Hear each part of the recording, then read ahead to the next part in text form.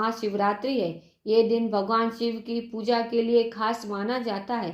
कहते हैं इस दिन जो व्यक्ति सच्चे मन से शिव की पूजा करते हैं उनके जीवन के सभी कष्ट दूर हो जाते। लेकिन कोई भी व्रत बिना कथा के अधूरा माना जाता है।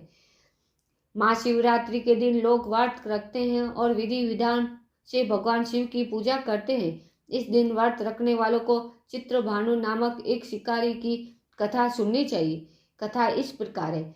एक बार चित्रभानु नामक एक शिकारी था जो पशुओं की हत्या करके अपना परिवार चलाता था।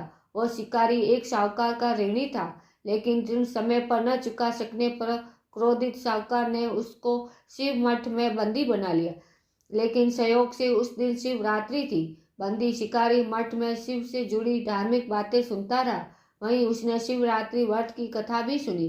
शाम होने पर साहूकार ने शिकारी को बुलाया और ऋण चुकाने के लिए पूछा, तो शिकारी कहने लगा कि वो अगले दिन ऋण चुका देगा और वचन देकर वहां से चला गया। शिकारी जंगल में शिकार के लिए निकला, लेकिन दिन भर बंदी रहने के कारण वो भूख प्यास से व्याकुल हो गया और सूर्यास्त होने पर वह एक जलाशय के पास एक घाट पर गया और वहां पर एक पेड़ था। वहां पर उसने मचान बनाकर वो वहीं पर शिकार की इंतजार करने लगा। कोई न कोई जानवर इस जलाशय पर अपनी प्यास बुझाने के लिए जरूर आएगा, ये वो सोचने लगा। जहाँ वह शिकारी आराम कर रहा था वह पेड़ बेलपत्र का था। उसी पेड़ के नीचे शिवलिंग भी था, जो सूखे बेलपत्रों से ढके होने के कारण दिखाई नहीं दे रहा था। भूख और प्यास से थका वह उसी मचान पर बैठ गया। मचान बनाते समय उससे जो टहनियां तोड़ी वह संयोग से शिवलिंग पर जा गिरी। इस प्रकार दिन भर भूखे प्यासे शिकार का व्रत भी हो गया और शिवलिंग पर बेलपत्र भी चढ़ गए।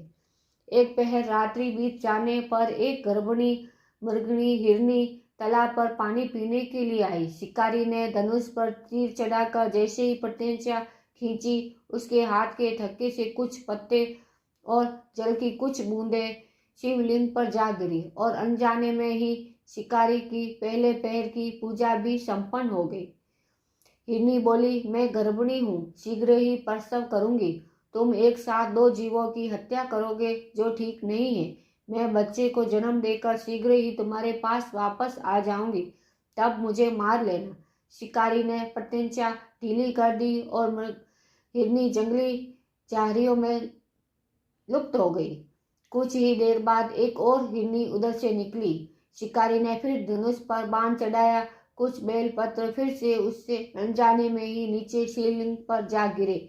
इस तरह से उसकी दूसरे पैर की पूजा भी हो गई।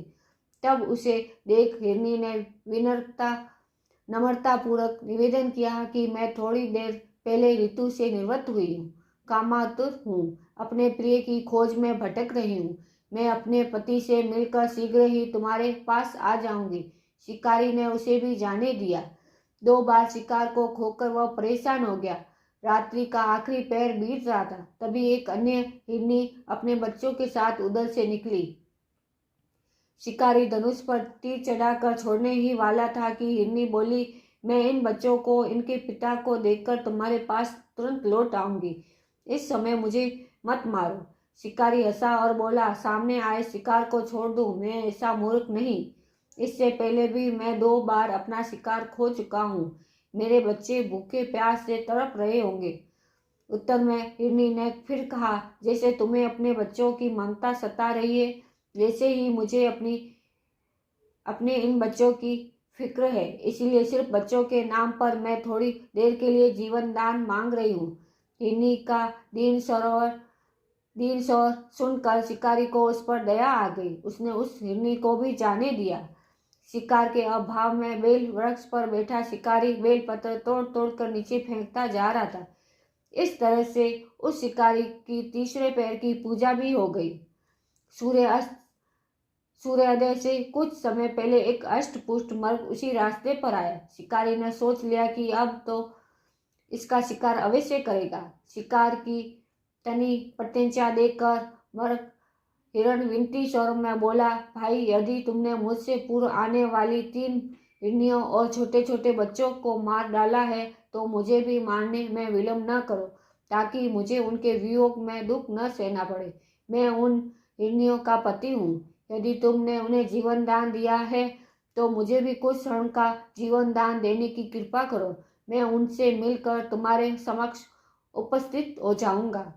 हिरण की बात सुनकर शिकारी ने सारी कथा हिरण को सुना दी। तब हिरण ने कहा, मेरी तीनों पत्नियां जिस प्रकार प्रतिज्ञाबद्ध होकर गई है, वो मेरी मृत्यु से अपने धर्म का पालन न कर पाएगी।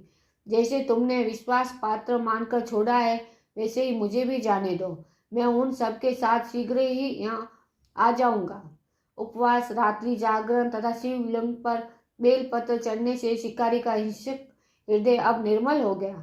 उसमें भगवत शक्ति का वास हो गया था। उसके हाथ से धनुष का बाण छूट गया और उसने हिरण को जाने दिया।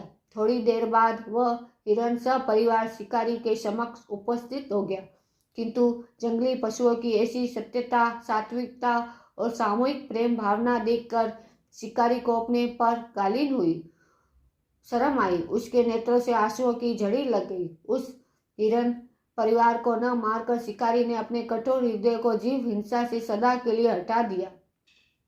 देवलोक से समस्त देव समाज भी इस घटना को देख रहे थे। उसके ऐसा करने पर शंकर जी ने प्रसन्न होकर तत्काल उसे अपने दिव्य स्वरूप में दर्शन दिए और उसे सुख समृद्धि का वरदान देकर गुह नाम प्रदान किया।